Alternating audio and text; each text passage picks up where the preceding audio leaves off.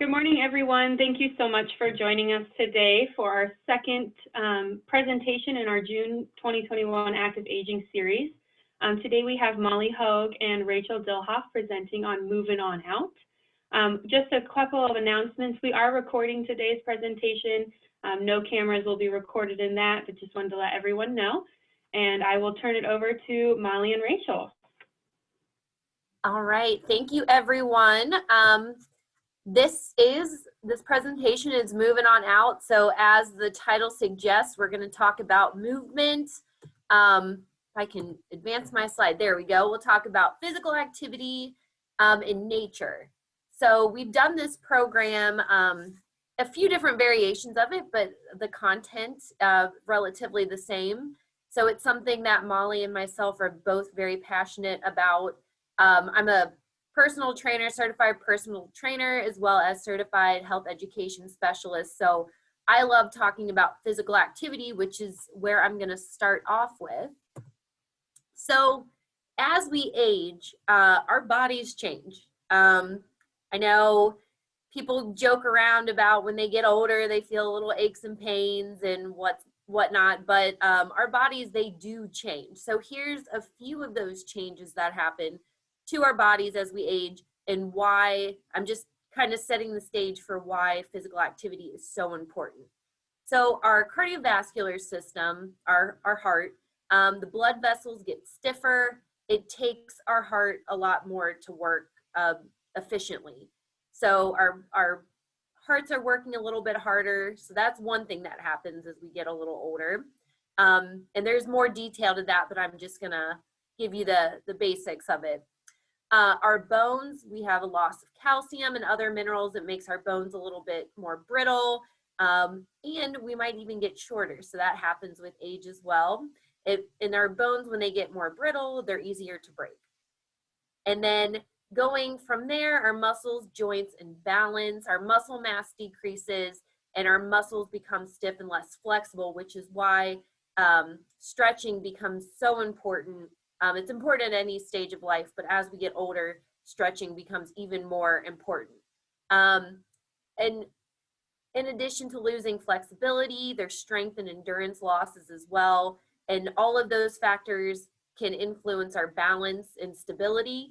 So a lot of times when we get older too, we do a lot more balancing exercises just because of these decline in muscle and joint functions as well.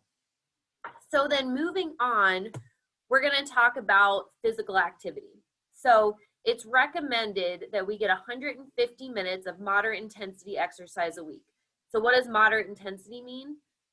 Think about if you're walking with your friend or your spouse or whoever you're walking with. You can carry on a conversation. It's a little hard. It's not like you're sitting and the conversation flows easy. It's a little bit labored, but you're not working so hard that you can't talk. So think about that. Moderate intensity is just your heart rate's getting up a little bit. So you're supposed to do 150 minutes of that a week. I like to break it down just because of the fact that one of the most common reasons that people say they don't get enough exercise is because of time. So it's always easier for me if I break it down, and it helps me manage it a little bit better. So you break it down to 21 minutes a day of this moderate intensity exercise. You break it down even more. We did this, actually this slide came from a presentation Molly and I did, and another educator, Angela Sorg, did a few weeks ago on physical activity in the workplace. So I broke it down even more into an 8-hour workday. And if you break it into that, you do 2.5 minutes of moderate intensity exercise an hour. So what that means is getting up out of your chair, walking to the bathroom, making copies.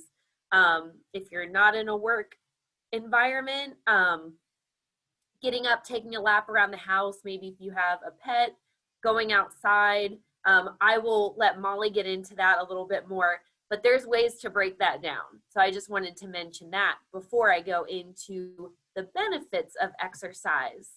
We all know we should exercise. I mentioned some reasons why a little bit earlier when I first started off this presentation of what happens to our body as we age. So the importance of physical activity, you can see from this picture here, I really like it. It's from the CDC. There's short-term and long-term benefits. So I won't read all of them off, but I really want to point out some of the short-term benefits. Sleep, you sleep better, less anxiety, it helps with stress reduction, helps with our blood pressure. And as we know, as we age, our heart works a little bit harder. So it's really important that we control our blood pressure and keep our heart as healthy as possible, because our heart's a muscle and we want to take care of that. There is a mind-body connection. So when we're feeling good physically, our body feels good, mentally we feel good as well. And then that goes again into that anxiety reduction, stress reduction. What happens to our body as we exercise? Endorphins, so chemicals are released in our body that make us feel good. If you've ever heard of the runner's high, or if you've ever exercised in the morning and you feel really good after, you can thank those endorphins for that. In addition, our heart gets stronger and healthier, and that's a good thing. We want that. We want our heart to be as efficient as possible. And then a good side effect of that is it burns calories. So helps maintain appropriate weight as well.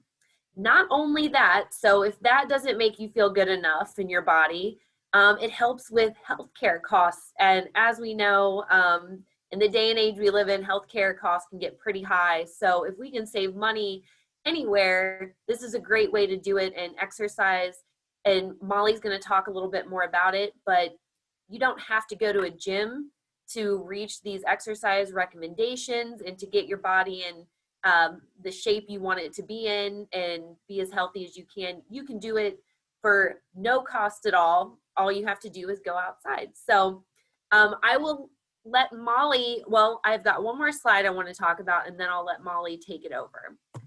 But what I want to talk about too, and I mentioned this in another program I've done, is that sitting, there's this thing called the sitting disease. And it sounds kind of silly, but if you think about it, we spend a lot of time in our chairs. And whether or not that's at work or if we're at home, it's really easy to turn on that TV, sit down in your comfy chair, and then before you know it, hours have passed and what have you done? You haven't done anything. So sitting is, again, they call it the sitting disease, but really it's just sitting too long, and not only sitting too long, but not sitting appropriately. So I have this picture up here.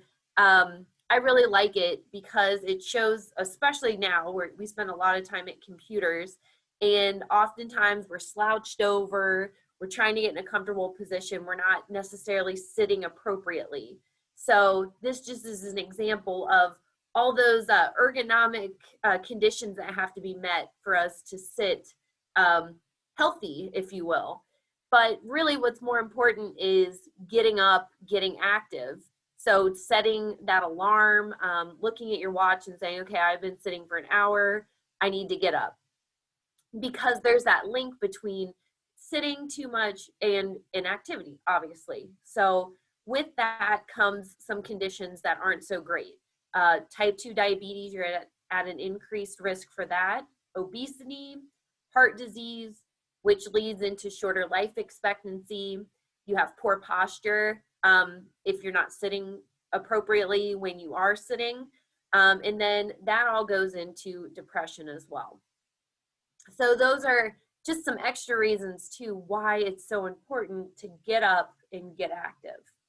So now I'm going to let Molly take it away and talk about nature. Good morning. Yes, so one of my favorite topics is talking about the benefits of getting out into our beautiful world that we have outside. And so we are going to learn about the benefits of that, spending time in nature, some dangers of not getting enough nature, and then also just some simple tips of how to get outside. So I like to just have you think about some of the favorite activities that you do outside. And if you wouldn't mind maybe dropping them in the chat, Tell me your favorite activity and how it makes you feel when you're doing that activity. Do you like, do you grow a garden, taking walks, maybe just sitting on your porch, watching the neighborhood kids walk around and playing? What are some of those favorite activities that you have? Think about maybe different times of the year. What activities do you like doing outside, maybe in the fall, maybe in the winter, maybe summer is not your time and you don't like the hot humidity. What are some things? Hiking in the woods, I see. Bike rides, yes, thank you. Taking walks, playing sports, and swimming. Those are all great activities. Walking outside. Getting a walk in each day, sitting on the patio, just being outside. Yes, those are all great activities that we can all do, and it really doesn't require many extra things. You have to have a bike to bike ride, but just taking a walk, observing things outside do not necessarily require extra equipment, so to speak. So moving on, what are some facts about, unfortunately, getting not enough physical activity or nature outside? So we have learned through some studies that being sedentary and spending a lot of time in front of screens has had a negative effect on our health. So getting outside is more and more important now. Research indicates that 67% of adults spend more than 2 hours a day watching TV or videos of some sort. Children who play outside are more physically active, are more creative, less aggressive, and have better concentration. So why not get outside? The American Cancer Society found that women who report sitting more than 6 hours a day were 37% more likely to die than those who sat fewer than 3 hours a day. So when Rachel was talking about the sitting disease, this is one of those statistics looking at how long or how sitting has made a negative impact on our health. Sedentary men were 18% more likely to die than those that are more active.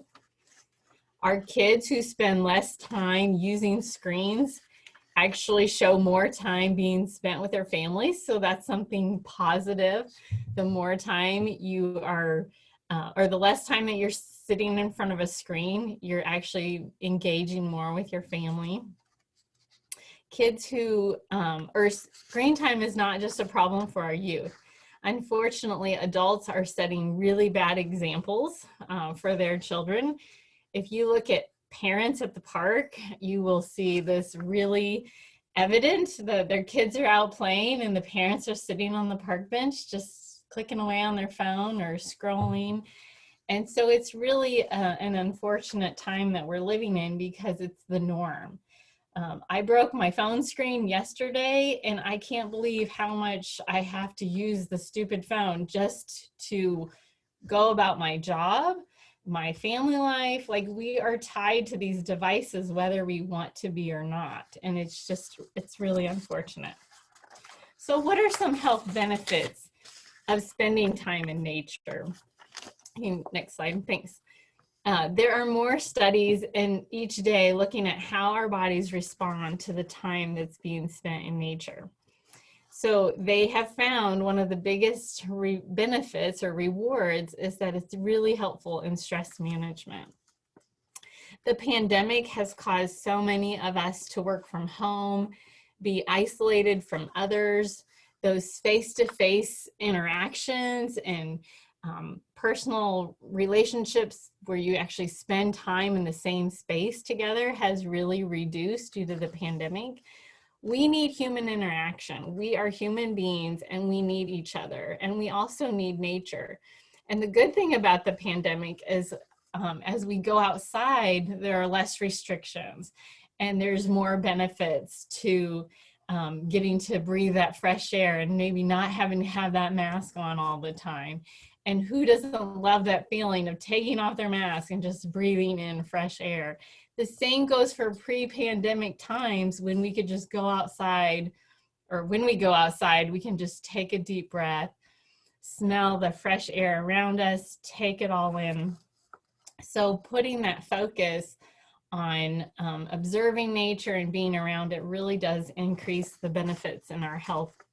Studies have determined that spending time in nature can decrease your blood pressure, lower your stress hormones, reducing your nervous system arousal, which causes a calming effect. It helps our immune system, and we all need that. It helps increase our self-esteem, reduces anxiety. You know, Rachel talked about that mind-body connection for physical activity. That is the exact same thing that we're talking about here in terms of spending time in nature. It improves your mood, so it gives you those natural endorphins. When Rachel talked about the runner's high, this is exactly the same thing we're talking, but it's being in nature as opposed to physical activity. So the benefits are so similar, they go hand in hand, and we don't like to separate them because what's good for our bodies is moving our bodies. Why not move them outside and get both benefits? So it's kind of like increasing the rewards all at once. Spending time outside, can help us in our productivity and our focus. If you've ever, been working about your day and you just have the hardest time staying focused or keeping on your task list, just taking it outside, give yourself a chance to just kind of like decompress, kind of get all that stuff off your mind, will help you be more productive and focus on the tasks that you have at hand. Reducing the feelings of isolation by going outside. It can give you a sense of calmness. It can also increase the relationships that we have and build connections with others if we go outside with others. So nature is really that antidote for stress, taking it outside, reaping the benefits, and it's so easy and enjoyable. You all shared something that you like to do outside. So think about those things on a daily basis and think about how you can incorporate those into your day. And when we talk about physical activity, why not put them together with nature? It can go hand in hand. It's the perfect marriage or the perfect relationship, so to speak, because you reap the benefits of both. So why should we go outside? Well, if you haven't heard enough ideas or reasons before, I will give you a few more. There's a term called nature deficit disorder. And this is basically saying you can actually not have enough nature in your day and be deficient. We talk about being deficient in different things, maybe some vitamins and minerals in our body, such as vitamin D. Well, being outside gives us an opportunity to naturally absorb vitamin D, especially in the sunny days that we've been having these last few days, which have been absolutely beautiful. Gives us a chance to naturally absorb vitamin D. We talked about productivity already and how that it can improve your focus and help you get back on track. It reduces obesity rates, getting active, staying physically active outside will help reduce your chance of obesity, helping you manage your weight. And one of the things, when we talk about physical activity, we often told to, plan it in your day. If you schedule it in your day, you're less likely to not get it done. Put it in your to-do list. I'm going to work out or take a walk or, schedule it with somebody so you have it on your agenda or your list to do. The same goes for taking it outside. Put it on your list, plan for it. Studies have shown that for children, spending time in nature reduces symptoms of attention deficit and hyper disorder, increasing their focus and productivity. This goes hand in hand with adults. It's not just for children. The pandemic, as we said before, has made us sit behind a desk more than what we were before. And sitting in front of a screen, those virtual meetings, the remote learning that the kids were doing last year. Unfortunately, that screen time has really hindered our amount of time that we're getting outside. And over the course of the year, I think that the price or the amount of people ordering blue light blocking glasses has increased significantly. And I would propose that we get rid of those blue blockers, get some sun blockers on, and go outside, enjoy the sunshine, and get some natural vitamin D. Just making sure that that priority is there and that you're scheduling that time. Get outside. Nature does the body good. And I like to kind of propose this as a prescription from the doctor. We are often told, well, go outside. I mean, when was the last time your doctor told you to go outside? I don't know that I've ever been told to go outside. Now, I have been told I need more vitamin D. And one time when I was deficient in vitamin D, my doctor said, I'm going to prescribe you this high dosage of vitamin D, and we're going to retest your levels in a couple weeks. And I told him, I said, why don't you just prescribe me a vacation to a sunnier location? Because this was in the middle of winter. And, they laughed. But seriously, our doctors could definitely help us along the way if they would prescribe time outside. Research has indicated that spending at least 120 minutes of time in nature increase the reporting of good health and overall well-being. The positive association peaked between 200 and 300 minutes per week. So maybe that seems like a lot, maybe it seems like not enough for you. But like Rachel talked about, breaking it down. So what that breaks down to, if you can get 120 minutes a week, it's only 17 minutes a day. And Rachel told us that we need 21 minutes a day of physical activity. So why not pair those up, get outside, take a walk, take a bike ride, take a run, whatever it is that you like to do for physical activity. Walk your dog, walk your cat, chicken, whatever it might be. Get outside, get some physical activity, and combine those two for the bigger benefit. There was a research study that showed those that lived in greener urban areas was associated with lower probabilities of cardiovascular disease, obesity, diabetes, asthma, hospitalization, and mental distress. And so the people that were living in these greener urban areas were living a better life. They had a higher quality of life, and they were healthier. It just seems like a no-brainer. We're just told so much about physical activity, but we're not told to get outside. So think about how important your physical activity can be to your body if you're doing that physical activity outside. Take a lunch break outside, put a picnic together for yourself. Be intentional. We now know how important it is to our health that we go outside. So what can we do to be intentional in getting out? Put it on that to-do list. Be intentional.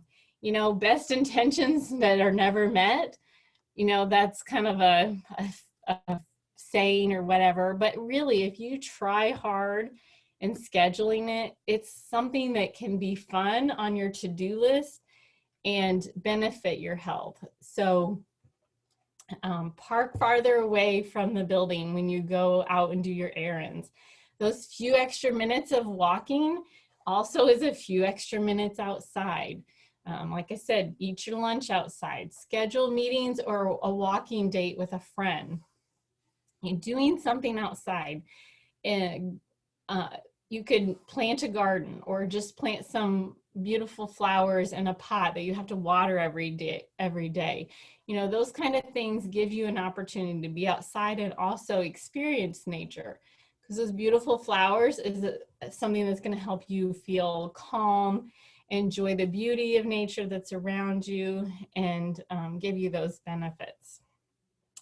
Now, we live in Indiana, so we can't dismiss that nature and the weather is not always pleasant 12 months of the year. And so there are times when maybe you're like, yeah, I am not going outside today. It's miserably cold. There's ice on my sidewalk, what have you. Well, there are benefits to actually bringing nature inside. You don't have to do everything outside to reap benefits of nature. You can actually benefit from bringing nature inside or doing some visual activities, just some mental observations or visual observations. So on the screen, there's a picture of a beach. If you are a beach lover, you probably can sit here and just look at that picture and envision yourself sitting on the beach with your feet in the sand, maybe walking along the water, feeling it splash up on your feet, the coolness that it would provide, hearing the waves lap the beach. Just imagining that you're there can actually create some of the benefits, even if you're not there physically. So you can reap those benefits. Think about, not very many people use paper calendars anymore, but they are still around. I still use them. I'm kind of old school with that, but a lot of those paper calendars have a picture on the top half and then the calendar on the bottom half. Those pictures are often beautiful pictures of scenes around the country or even around the world. Maybe you've got one that's a traveling one where it shows different places, or maybe it's a nature picture. That's a way to bring nature inside, but paying attention, observing it, appreciating the beauty in those places that provide a sense of like you actually feel like you're there. Using your senses when you're outside or inside, observing nature, like look at the image or the area, listen, feel, what do you see? What can you imagine if you were actually there? There are studies that support that when people viewed nature scenes, it directed their thoughts towards relaxation, decreased stress, and improved their mood. So there really is benefits to experiencing nature, even if you're not in it physically yourself. The picture on the left of the screen is like a water garden. This provides sounds, like there might be bubbling water in the bottom part of that. There's a plant on the top that creates the envisionment that you're there, but you're not physically there, but you can still hear it, feel it, sense that nature is occurring around you. So having those water elements is something, you know, the sounds that you would hear if you were at a bubbling brook, or if you had a stream nearby or something like that. Succulents have become very, very popular. It's almost like a home decorating trend, but even taking care of plants that don't require a lot of care, but observing them and just checking in on them and you know, placing them near sunlight, you know, gives you a chance to consider what would make this plant grow in your home. So finding ways to observe nature. Maybe you like fish, so having a fish tank or some type of reptile tank or whatever in your home, that's another opportunity to bring nature in. And so there's so many ways that you can experience the benefits of nature. Think about what you like to do and ways that you can put nature and physical activity together, which will allow you to increase the benefits twofold and have that, you know, runner's high or nature's high, I like to say, just by doing the things that you love and getting outside. And this is a perfect segue to our program next week. So I'm gonna finish here with, there is a survey link on the screen, and I think it's gonna be dropped in the chat box. And you'll also get it in the email, I believe, with the follow-up and an opportunity to watch the recorded presentation of this program.